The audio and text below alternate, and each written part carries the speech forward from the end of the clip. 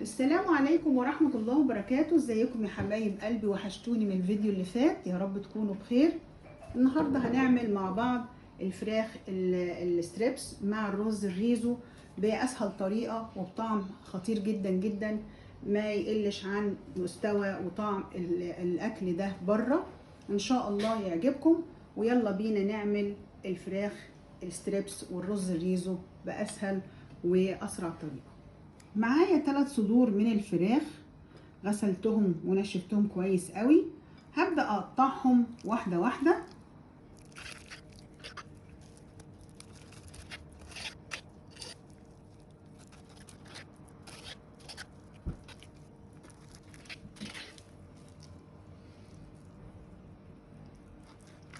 هقطع قطع الفراخ قطع متوسطة بالشكل ده، والسمك برضو متوسط كده زي ما احنا شايفين. وبالنسبة للحتت اللي مش مظبوطة هحتاجها، هحطها في جنب برضو، وهحتاجها في الرز بتاعي. قطعة تانية اهيت هنبدأ نقلبها.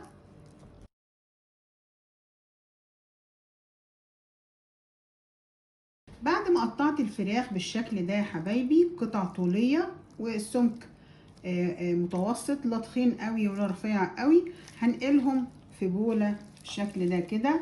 هفضي عليهم معلقة ملح، معلقة فلفل، معلقة بابريكا، ومعلقة توم باودر، ومعلقة بصل باودر. وبعدين هخلطهم كويس قوي بالتتبيله اللي احنا عملناها دي. وعلى فكره يا حبايبي، في المرحله دي احنا في الخطوه دي احنا ممكن ان احنا نزود شطه حمراء، بس ده للايه حسب اللي هياكل. يعني الاطفال طبعا مش مستحب ان احنا نحط شطه. بعد ما تبلناهم بالشكل ده يا حبايبي هنعمل ايه؟ هنسيبهم في التتبيله لمده ساعه. بالنسبه لقطع الفراخ اللي هي مش منتظمه عندنا وقلنا هنستخدمها بعد كده للرز بتاعنا، هنقطعها قطع صغيره بالشكل ده كده.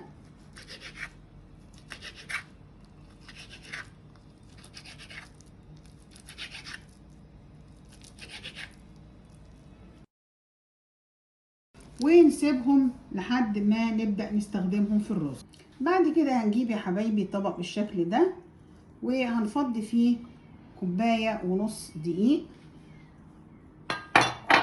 وتلت كوباية نشا بالشكل ده، وملح معلقة صغيرة ملح، معلقة صغيرة فلفل، معلقة توم باودر، بصل باودر، معلقة بابريكا، ومعلقة بيكنج باودر. كل ده على الدقيق بتاعنا. هنبدأ نخلط الخليط بتاعنا ده كويس قوي، ونقلب كل المكونات فيه.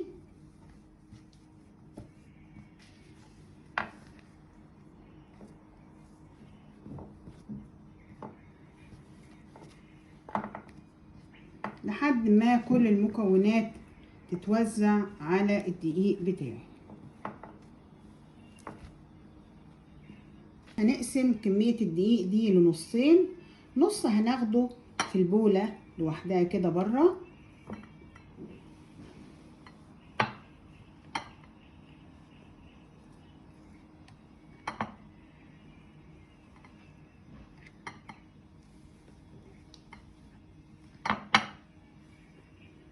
والنص التاني هنسيبه هنا ككفر للستريبس بتاعي.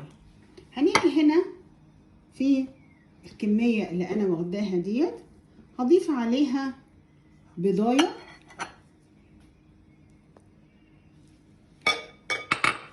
هضيف عليها ربع كوباية مية، وهبدأ اخلط المكونات دي مع بعضها.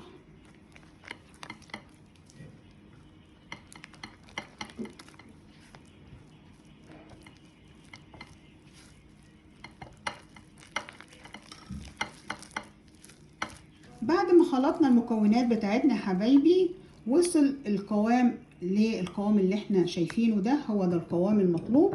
هنركن الصوص بتاعنا ده او الخليط بتاعنا ده، هنركنه لحد ما نيجي نقلي نحمر الستريبس بتاعنا هو والدقيق. لبعد مرور ساعة هنبدأ نستخدمهم في قلي الستريبس. بعد كده يا حبايبي هنحضر الصوص بتاع الريزو. نص كوباية كاتشب بالشكل ده كده، ونص كوباية باربيكيو، معلقة كبيرة مستردة،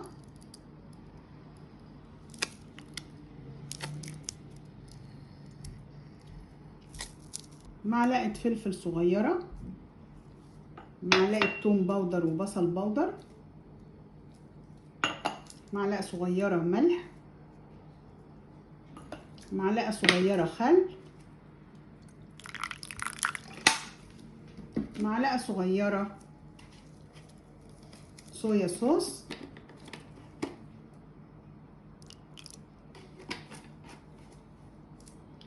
ومعلقتين كبار عسل.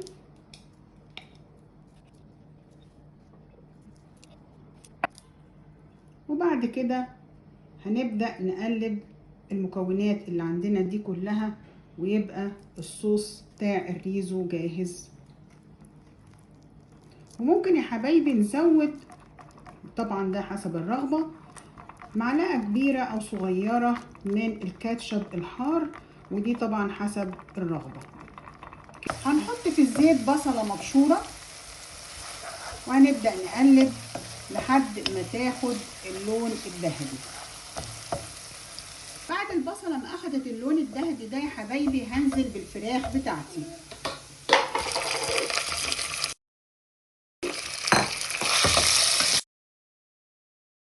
بعد كده يا حبايبي هنزل بمعلقة ملح، معلقة ملح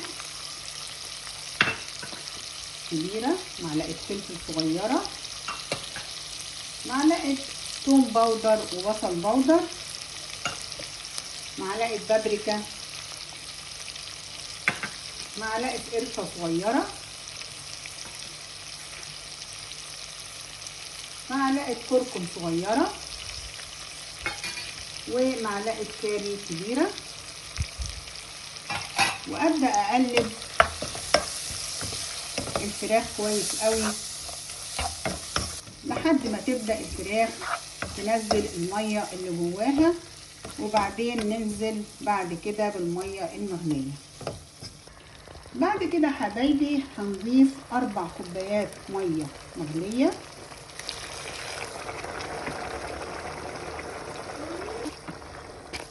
بعد كده حبايبي هنزل بكوبايتين رز مصري مغسول ومتصفي كويس قوي.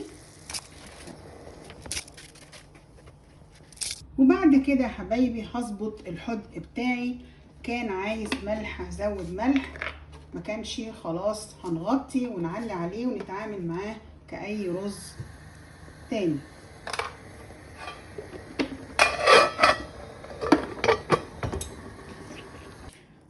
بعد كده يا حبايبي هنبدأ نتبل الفراخ بتاعتنا. بعد ما مر عليها في التتبيلة ساعة، هنبدأ ناخد واحدة واحدة ونحطها في الخليط اللي احنا عملناه، ونغلف بيه كده بالشكل ده.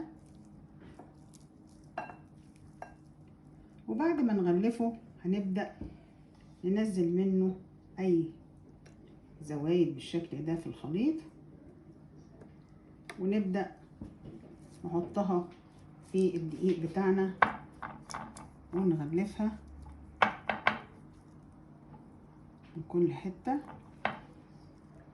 وبعدين هنبدأ نعمل لها حركة كده، اللي هي النطر ده بيخليها تاخد شكل معرج اللي هو بيميز الستريبس اللي احنا بنشتريه من بره بالشكل ده. ونعمل كل الكمية نخلصها.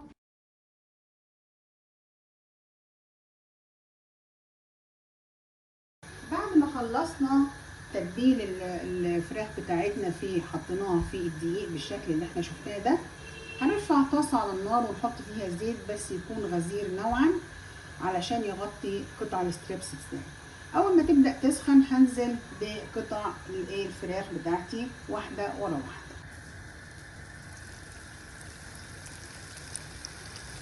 بعد الفراخ ما وصلت للون الذهبي الحلو ده يا حبايبي هبدأ اطلعها واحدة واحدة. قد ايه لونها ذهبي وجميل.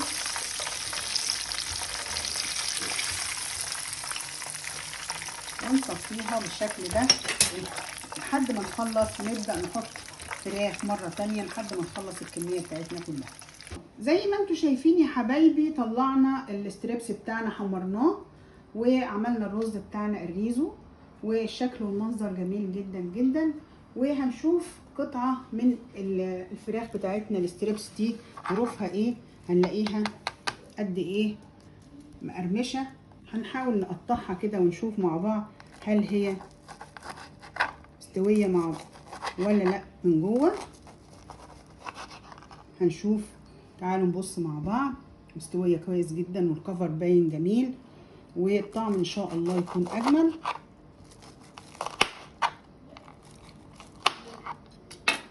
هنحطها على الرز بتاعنا بالشكل ده.